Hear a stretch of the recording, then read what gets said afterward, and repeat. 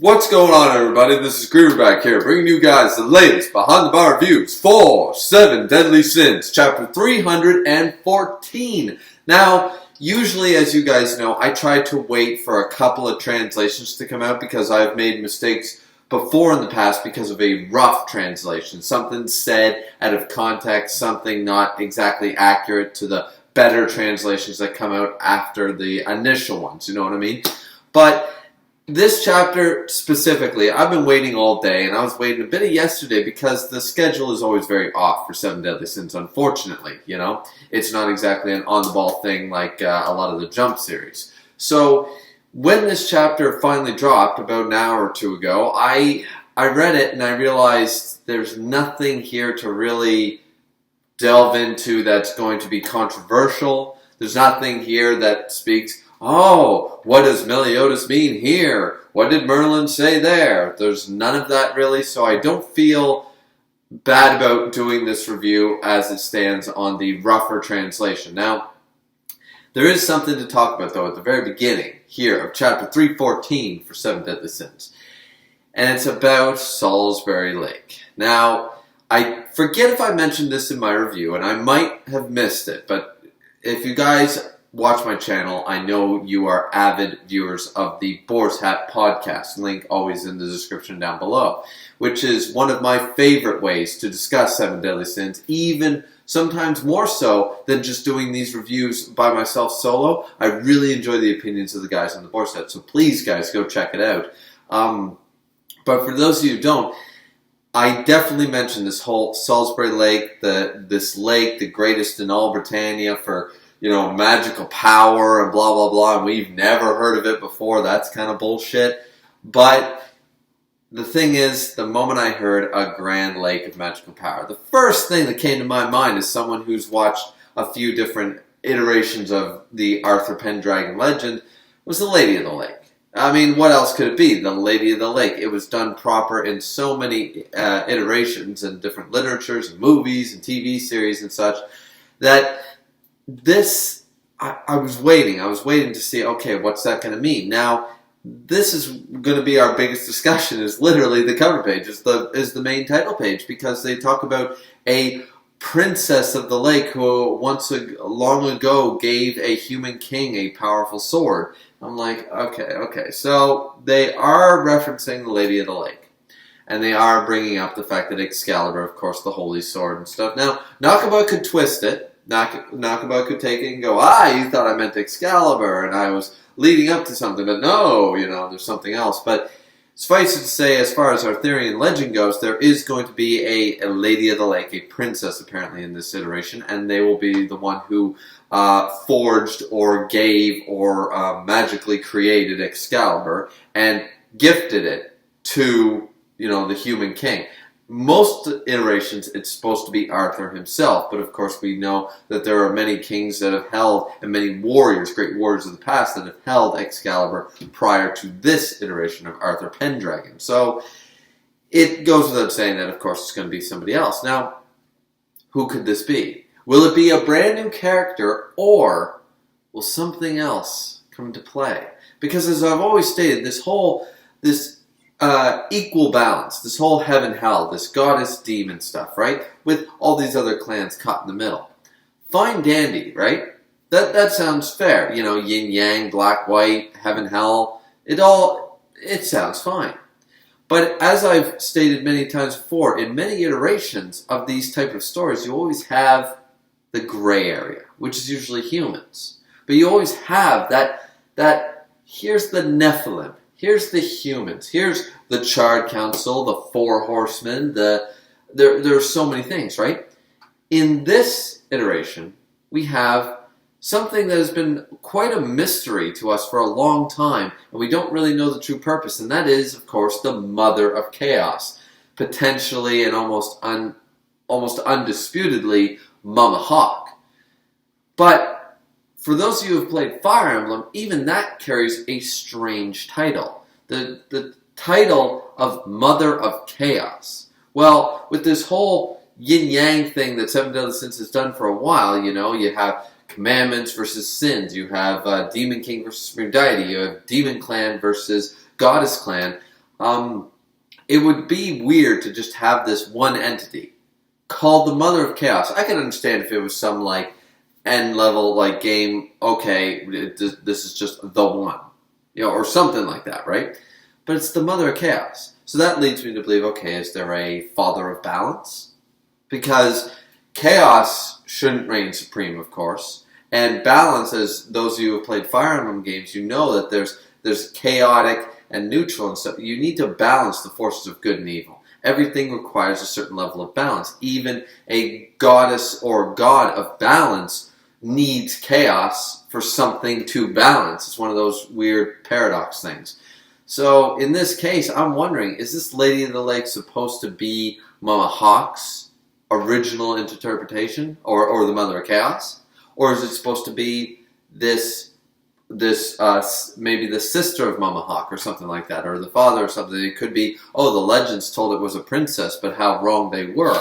And this could be a creature or a god of balance, something to equal the equation. When basically the Demon King and the Supreme Deity got a little too big for their britches, you know what I mean? So yeah, this is the biggest thing I wanted to talk about, because I'm very interested in the Lady of the Lake. Because we'll probably know more about this in later chapters very soon. I'm not going to make a separate video on it, but assuming that we don't, I might have to make a whole separate video, because already this review is going for the majority of it, and this is all I've talked about is the first page and all the possibilities that await us with this character reveal. That it's not just an assumption. Nakaba is still going on our theory and legend. There is still a Lady of the Lake. Excalibur's still involved. We saw in the last chapter, Mama Hawk talking about the king being reborn, Arthur Pendragon with Excalibur stabbed through his damn chest. So there's a lot to unpack here. There's a lot to discuss. But suffice to say, I think I've talked about my possibilities here. There's endless possibilities, but it could be someone as a simple random, we're bringing in a new character that has nothing to do with anything, or it could tie into Mama Hawk in a big way, in a small way, in a yin-yang way. There's a lot of capacity for that, right?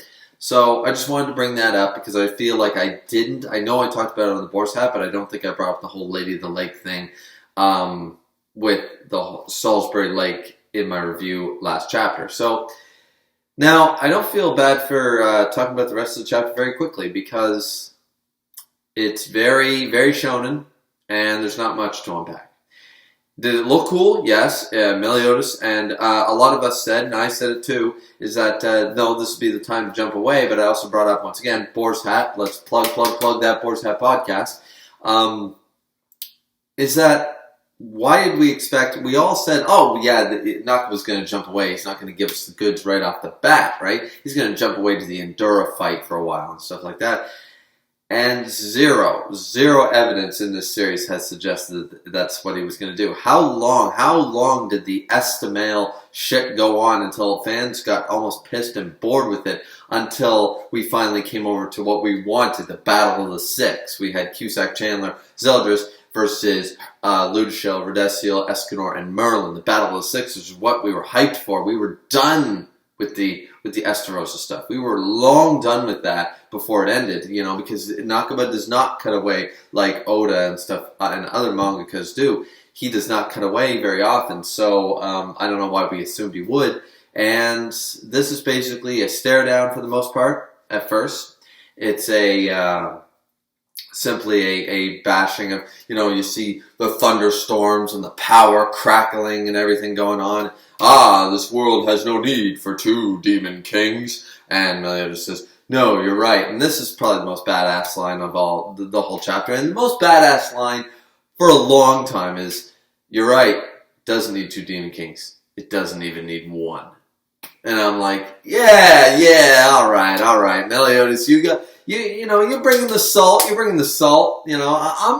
good with that. I like that a lot. So, and the, him smirking and stuff, being his badass self, like, this is the Meliodas we, of course, always loved in a fight. So I'm good with this. I like this. Very reminiscent with him smirking and kind of carrying on and like having some jabs. That's very, to me, first arc Meliodas. Very jump into battle with this innocent expression or this smirk on his face sort of idea. This is very first arc.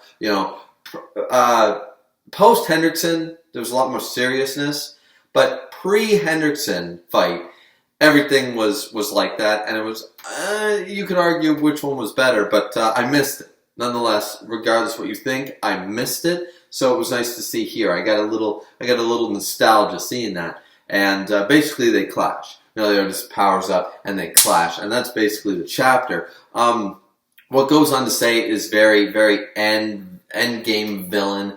And I keep using Endgame. Avengers Endgame has spoiled the term Endgame for everything because everyone's going to think you're talking about the movie Avengers Endgame when you say Endgame nowadays, and I find myself using it more frequently now, so unfortunately that's the thing. But no, I'm not talking about that because Thanos is a fantastic villain, though better represented in Infinity War, in my opinion.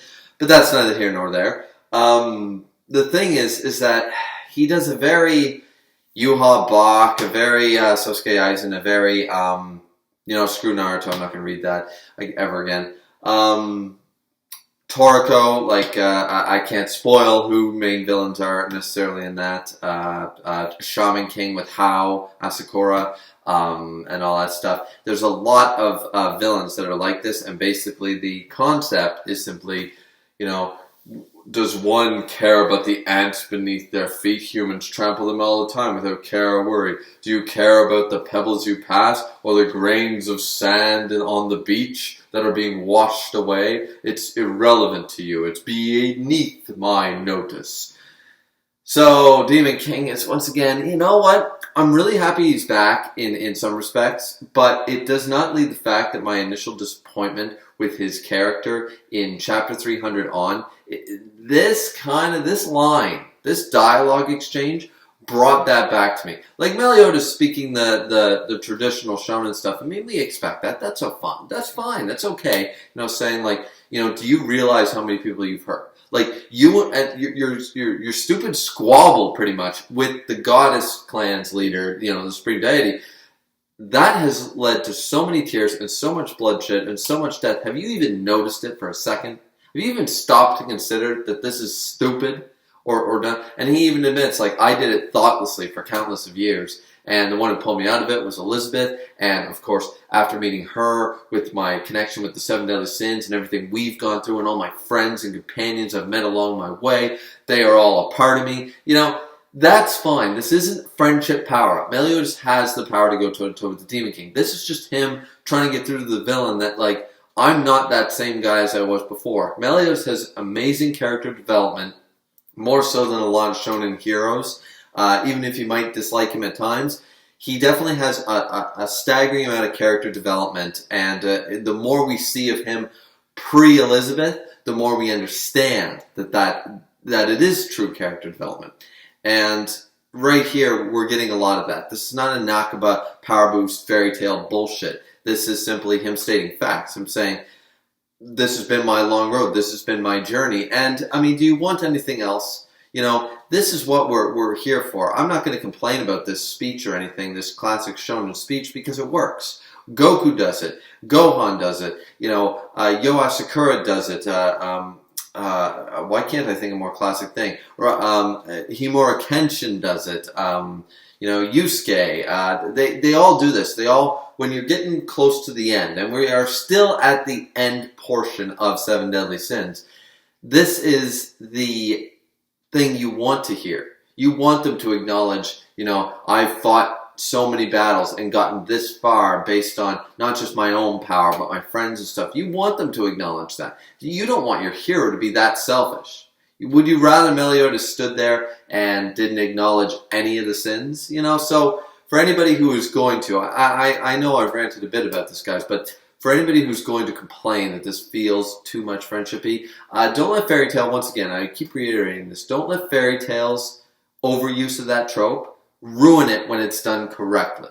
And it's a shonen trope long before fairy tale even happened, and it's still fine when done correctly. And here, I found it powerful. I found it done correctly. The artwork was great. Showcased a bunch of major moments, and how not only his moments, but how the Demon King affected multiple other people that Meliodas might not have necessarily connected with personally, but how their influence has tarnished and hurt so many people. And it's time for it to end. It's time for it to be over. I expected them to talk about Zeldris. I really did. But there's no mention of that. Probably next chapter. And the clash goes, and Meliodas just, boom, socks him right to him, right?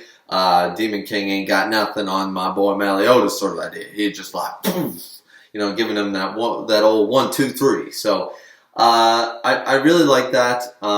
Once again, disappointed. I know I got sidetracked there, guys. Once again, disappointed by Demon King's very cookie-cutter villain. Very reminiscent of one of the things that a lot of people hate about one of my favorite animes of all time, Inuyasha, is Naraku is a cookie-cutter, bland villain who just needs to die and they need to move on to a new villain, and they never do.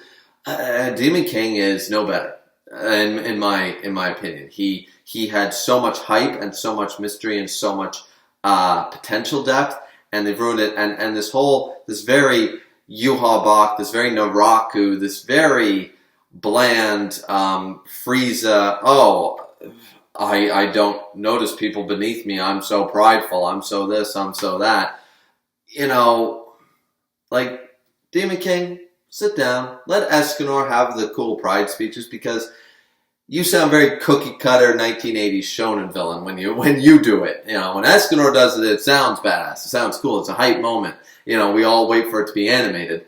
When you do it, it just, it's kind of bland, man. Sit down and let the experts handle that, right? Just because you got a better looking form now in the form of the GOAT Zeldris adult form does not mean that you can pull off the good speech. So, yeah, a little disappointed that even though I'm happy the Demon King's back, blah, blah, blah, this review is running on long enough anyways, guys. But, yeah, those are my initial thoughts. I thought this would be a relatively short review because not a whole lot happened other than the 2 speeches, the fight, but there was a lot to talk about with the whole reveal that Nakuba's going to acknowledge the Lady of the Lake, and Salisbury Lake clearly is the birthplace of Excalibur. So there's stuff to unpack there. What do you guys think? What do you think of the theories, posted here very, very quickly? What do you think of the Demon King? What do you think of Meliodas? How do you think the fight's going to go down? Are we going to be unexpected? Are we going to jump away in next chapter, in a few more chapters? Is Nakaba going to do the same thing with the Estmail thing and wait all the way, and then we're going to jump back in time and see the Endora fight?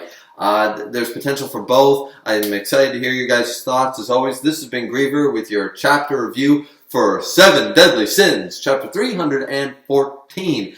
Hope you guys enjoyed the video. If you liked it, like, subscribe, comment, all that good shit. And it's always very much appreciated. Drink responsibly as always, guys. And we'll see you back here next time for the next Behind the Bar reviews for chapter 315.